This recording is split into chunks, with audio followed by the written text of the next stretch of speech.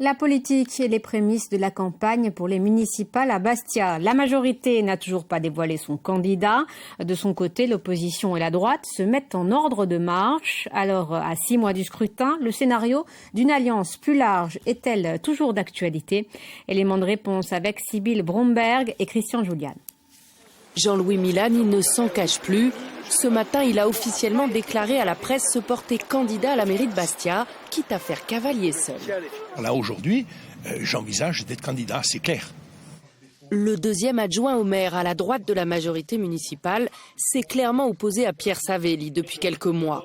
Jean-Louis Milani se définit d'une droite sociale, mais ne croit plus à une coalition comme celle de 2014.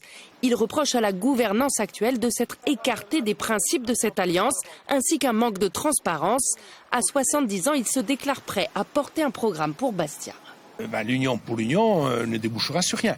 Donc il faut qu'on bâtisse un projet sur des objectifs, sur une vision pour la ville.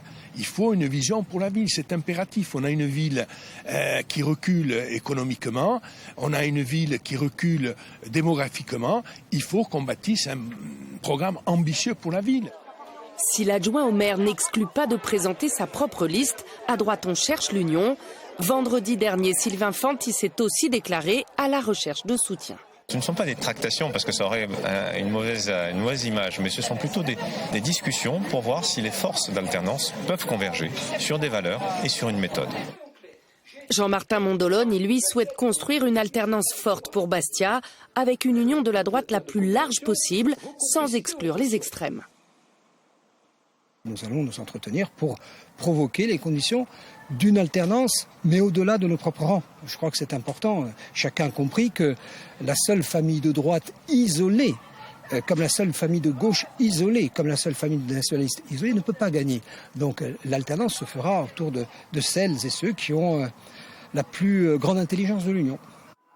À Bastia aujourd'hui, combien la droite pèse-t-elle dans les urnes? Saura-t-elle s'unir dès le premier tour pour faire barrage au maire sortant? Et faudra-t-il compter avec l'extrême droite pour faire pencher la balance? Jeu d'alliance ou guerre d'ego?